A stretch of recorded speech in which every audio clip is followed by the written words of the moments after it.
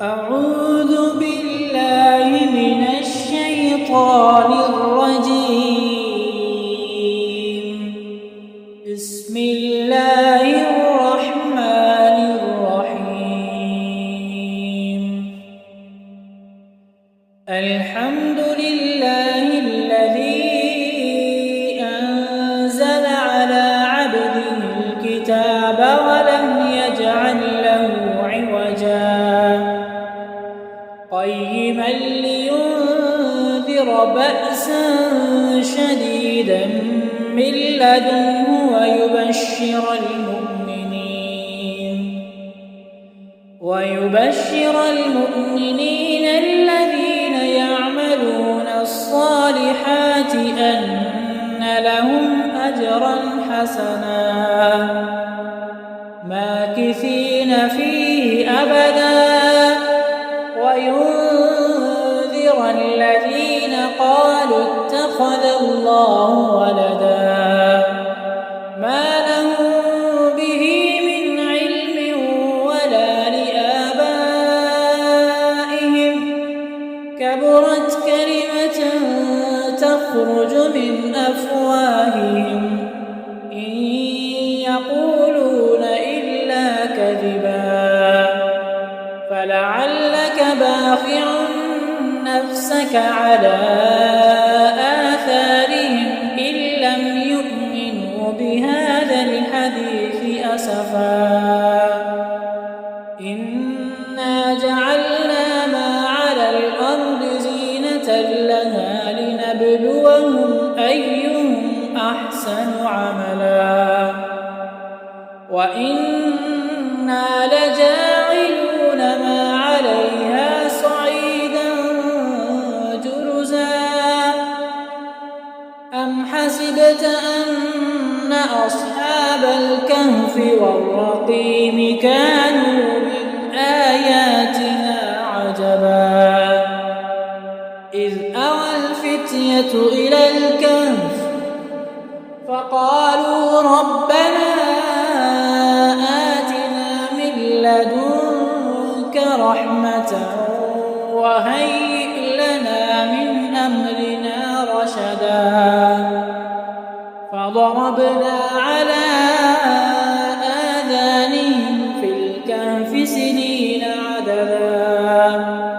ثم بعثناهم لنعلم أي الحزبين أحصى لما لبثوا أمدا نحن نقص عليك نبأهم بالحق إنهم فتية آمنوا بربهم وزدناهم هدى وربطنا على قلوبهم إذ قاموا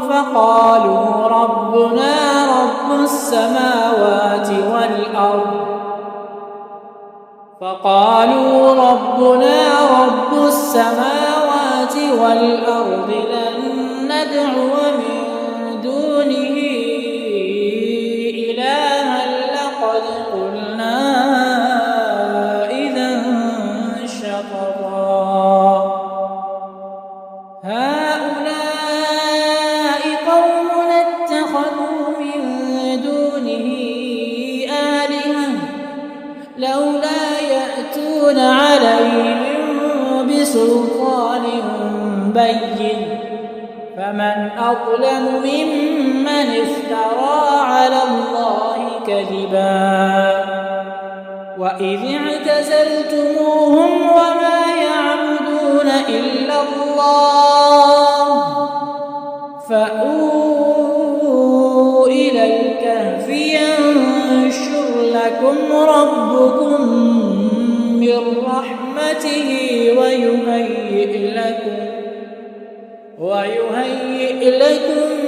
من أمركم مرفقا وترى الشمس إذا طلعت تزاور عن كهفهم ذات اليمين وإذا غربت تقرضهم ذات الشمال وهم في فجوة منه ذلك من آيات الله من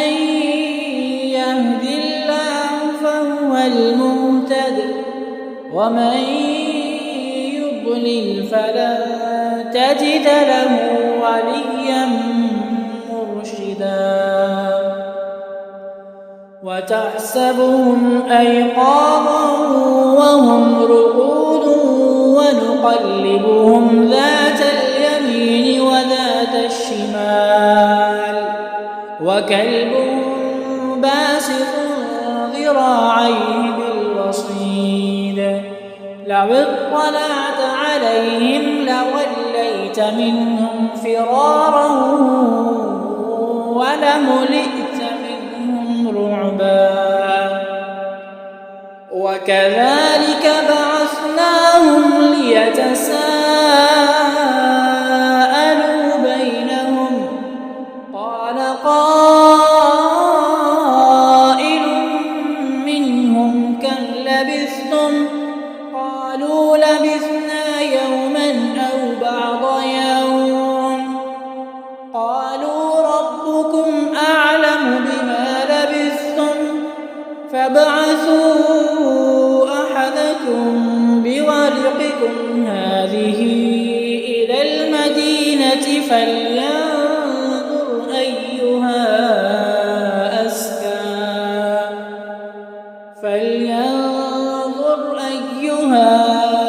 أزكى طعاما فليأتكم برزق منه وليتلطف ولا يشعرن بكم أحدا إنهم إن يظهروا عليكم يرجموكم أو يعيدوكم في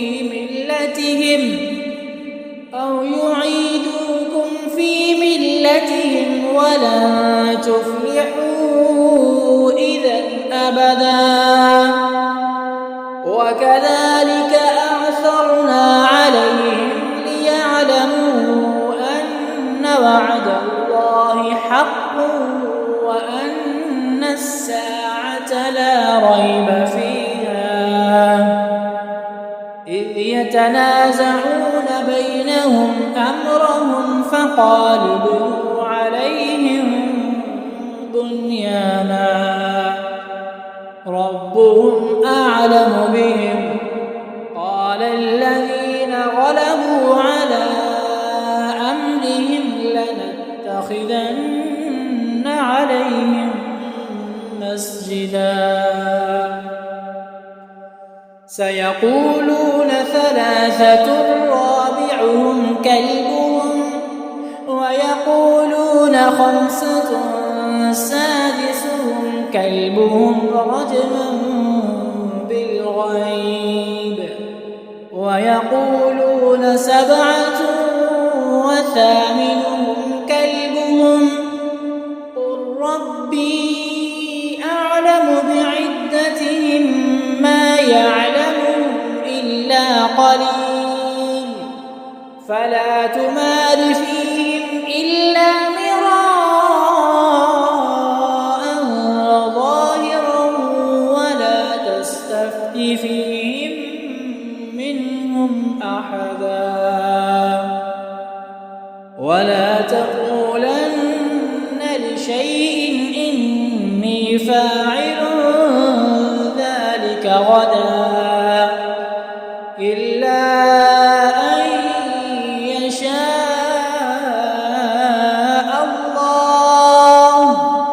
واذكر ربك إذا نسيت وقل عسى أن يهديني ربي لأقرب من هذا رشدا ولبثوا في كهفهم 300 سنين وازدادوا 9 قل الله أعلم بما لبثوا له غيب السماوات والأرض أبصر به وأسمع ما لهم من دونه من ولي ولا يشرك في حكمه أحدا. واتل ما أوحي إليك من كتاب ربك لا مبدل لكلماته ولن تجد من دونه ملتحدا. واصبر نفسك مع الذين يدعون ربهم بالغداة والعشي يريدون وجهه ولا تعد عيناك عنهم تريد زينة الحياة الدنيا ولا تطع من أغفلنا قلبه عن ذكرنا واتبع هواه وكان أمره فرطا. وقل الحق من ربكم فمن شاء فليؤمن ومن شاء فليكفر إنا أعتدنا للظالمين نارا أحاط بهم سرادقها وإن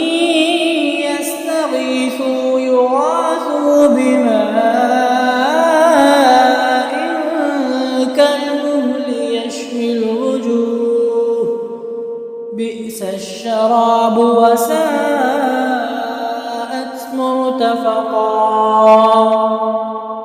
إن الذين آمنوا وعملوا الصالحات إنا لا نضيع أجر من أحسن عملا. أولئك لهم جنات عدن تجري من تحتهم الأنهار يحلون فيها من أساور من ذهب ويلبسون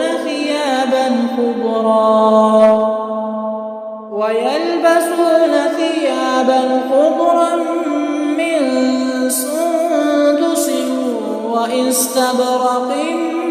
متكئين فيها على الأرائك نعم الثواب وحسنت مرتفقا. واضرب لهم مثلا الرجلين جعلنا لأحدهما جنتين من أعناب وحففناهما بنخل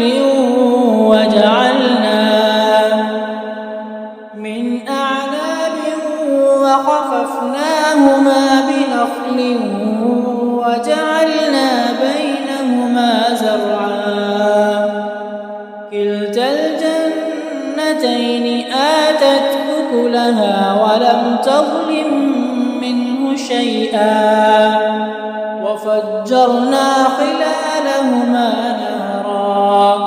وكان له ثمر فقال لصاحبه وهو يحاوره أنا أكثر منك مالا وأعز نفرا ودخل جنته وهو ظالم لنفسه قال ما أظن أن تبيد هذه أبدا وما أظن الساعة قائمة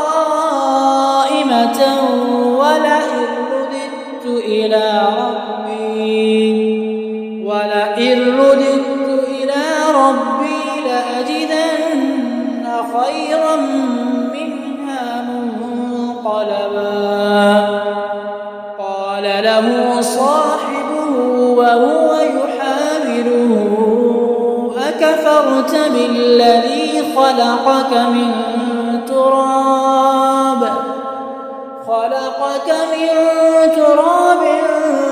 ثم من نطفة ثم ثم سواك رجلا لكن هو الله ربي ولا أشرك بربي أحدا ولولا إذ دخلت جنتك قلت ما شاء الله لا قوة إلا بالله إن ترني أنا أقل منك مالا وولدا فعسى ربي أن يؤتيني خيرا من جنتك ويرسل عليها حسبانا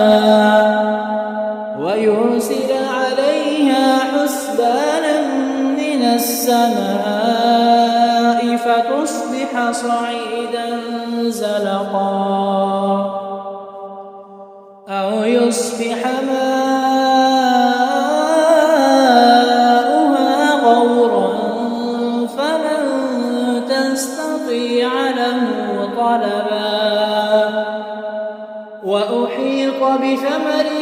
فأصبح يقلب كفيه على ما أنفق فيها وهي خاوية على عروشها ويقول يا ليتني لم أشرك بربي أحدا ولم تكن له فئة ينصرونه من دون الله وما كان منتصرا هنالك الولاية لله الحق هو خير ثوابا وخير عقبا واضرب لهم مثل الحياة الدنيا كماء أنزلناه من السماء فاختلط به نبات الأرض فأصبح هشيما تذروه الرياح وكان الله على كل شيء مقتدرا المال والبنون زينة الحياة الدنيا والباقيات الصالحات خير عند ربك ثوابا وخير أملا ويوم نسير الجبال وترى الأرض بارزة وحشرناهم فلم نغادر منهم أحدا وعرضوا على ربك صفا لقد جئتمونا كما خلقناكم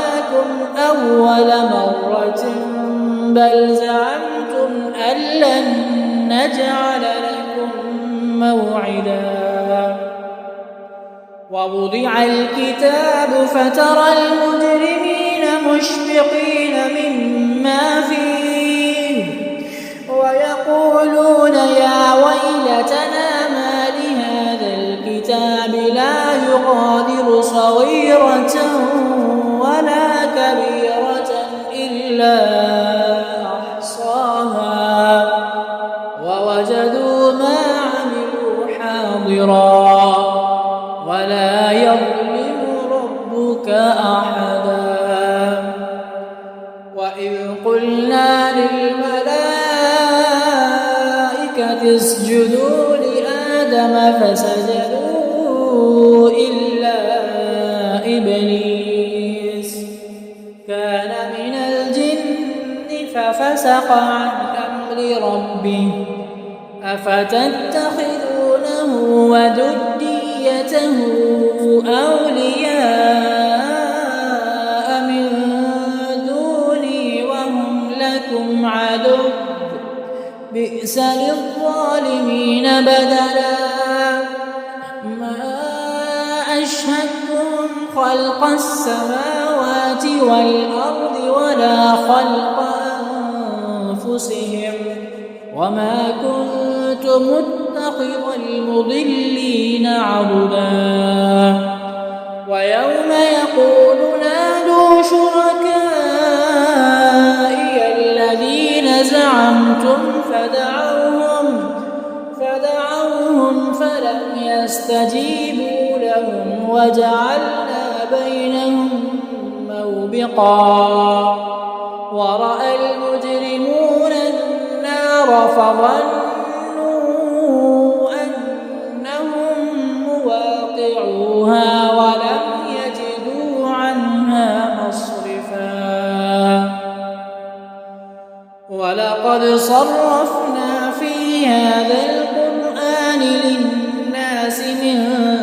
كل مثل وكان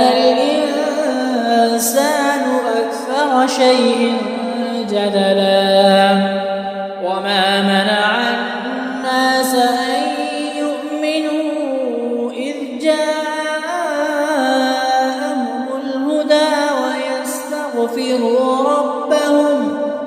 ويستغفروا ربهم إلا أن تأتيهم سنة الأولين أو يأتيهم العذاب قبلا وما نرسل المرسلين إلا مبشرين ومنذرين ويجادل الذين كفروا بالباطل ليدحضوا به الحق واتخذوا آياتي وما أنذروا هزوا ومن أظلم ممن ذكر بآيات ربه فأعرض عنها ونسي ما قدمت يداه إنا جعلنا على قلوبهم أكنة أن يفقهوه وفي آذانهم وقرا وإن تدعوهم إلى الهدى فلن يهتدوا إذا أبدا وربك الغفور ذو الرحمة لو يؤاخذهم بما كسبوا لعجل لهم العذاب بل لهم موعد لن يجدوا من دونه موئلا وتلك القرى أهلكناهم لما ظلموا وجعلنا لمهلكهم موعدا وإذ قال موسى لفتاه لا أبرح حتى أبلغ مجمع البحرين أو أمضي حقبا فلما بلغا مجمع بينهما نسيا حوتهما فاتخذ سبيله في البحر سربا فلما جاوزا قال لفتاه آتنا غداءنا لقد لقينا من سفرنا هذا نصبا قال أرأيت إذ أوينا إلى الصخرة فإني نسيت الحوت وما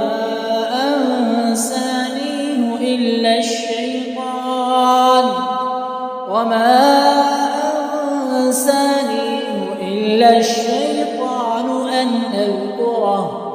واتخذ سبيله في البحر عجبا قال ذلك ما كنا نبغي فارتدا على آثارهما قصصا فوجدا عبدا من عبادنا آتيناه رحمة من عندنا وعلمناه من لدنا علما قال له موسى هل أتبعك على أن تعلمني مما علمت رشدا إنك لن تستطيع معي صبرا وكيف تصبر على ما لم تحط به خبرا قال ستجدني إن شاء الله صابرا ولا أعصي لك أمرا قال فإن اتبعتني فلا تسألني عن شيء حتى أحدث لك منه ذكرا فانطلقا حتى إذا ركبا في السفينة خرقها قال أخرقتها لتغرق أهلها لقد جئت شيئا إمرا قال ألم أقل إنك لن تستطيع معي صبرا قال لا تؤاخذني بما نسيت ولا ترهقني من أمري عسرا فانطلقا حتى إذا لقيا غلاما فقتله قال أقتلت نفسا زكية بغير نفس لقد جئت شيئا نكرا قال ألم أقل لك إنك لن تستطيع معي صبرا قال إن سألتك عن شيء بعدها فلا تصاحبني قد بلغت من لدني عذرا فانطلقا حتى إذا أتيا أهل قرية استطعما أهلها فأبوا أن يضيفوهما فوجدا فيها جدارا يريد أن ينقض فأقامه قال لو شئت لاتخذت عليه أجرا قال هذا فراق بيني وبينك سأنبئك بتأويل ما لم تستطع عليه صبرا سأنبئك بتأويل ما لم تستطع عليه صبرا أما السفينة فكانت لمساكين يعملون في البحر فأردت أن أعيبها وكان وراءهم ملك يأخذ كل سفينة غصبا وأما الغلام فكان أبواه مؤمنين فخشينا أن يرهقهما طغيانا وكفرا فأردنا أن يبدلهما ربهما خيرا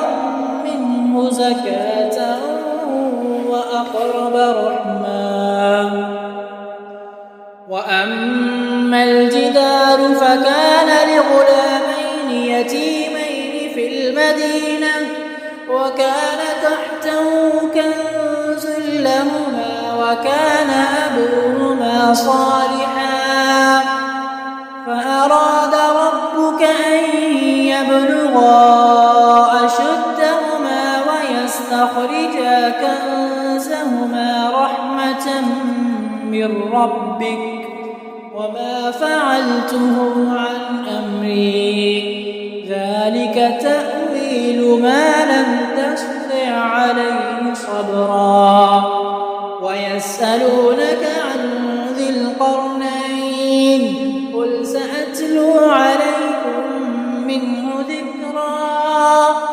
إنا مكنا له في الأرض وآتيناه من كل شيء سببا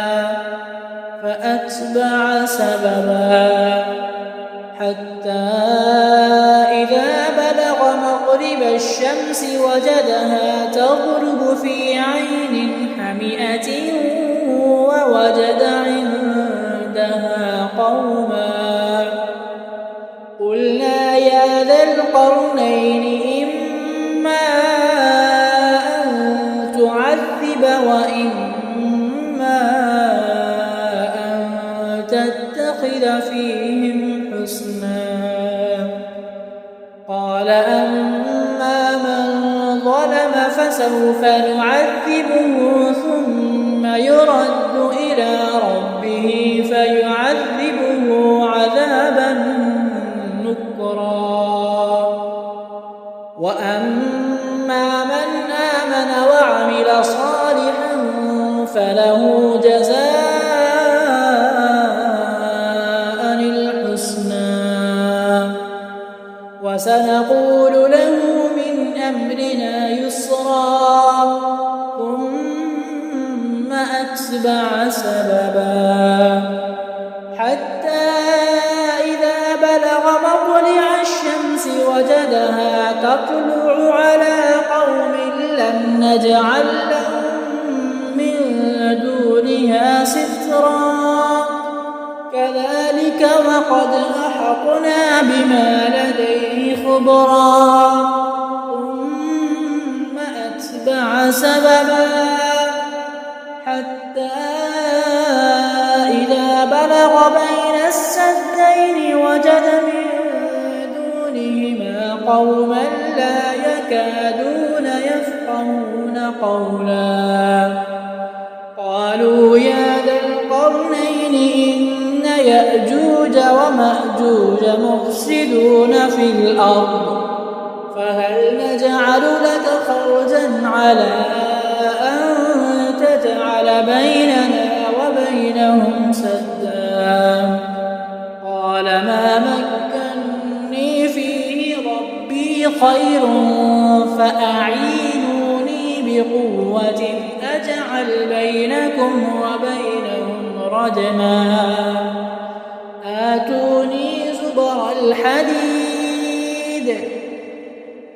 آتوني زبر الحديد حتى إذا ساوى بين الصدفين قال انفخوا حتى إذا جعله نارا قال آتوني أفرغ عليه قطرا فما استطاعوا أن يظهروه وما استطاعوا له نقبا قال هذا رحمة من ربي فإذا جاء وعد ربي جعله دكاء وكان وعد ربي حقا وتركنا بعضهم يومئذ يموج في بعض ونفخ في الصور فجمعناهم جمعا وعرضنا جهنم يومئذ للكافرين عرضا الذين كانت أعينهم في غطاء عن ذكري وكانوا لا يستطيعون سمعا أفحسب الذين كفروا أن يتخذوا عبادي من دوني أولياء إنا أعتدنا جهنم للكافرين نزلا قل هل ننبئكم بالأخسرين أعمالا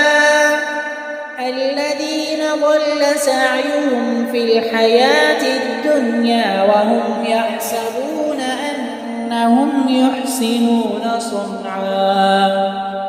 أولئك الذين كفروا بآيات ربهم ولقائه فحبطت أعمالهم لقائه فحبطت أعمالهم فلا نقيم لهم يوم القيامة وزنا ذلك جزاؤهم جهنم بما كفروا واتخذوا آياتي ورسلي هزوا إن الذين آمنوا وعملوا الصالحات كانت لهم جنات الفردوس نزلا خالدين فيها لا يبغون عنها حولا قل لو كان البحر مدادا لكلمات ربي لنفد البحر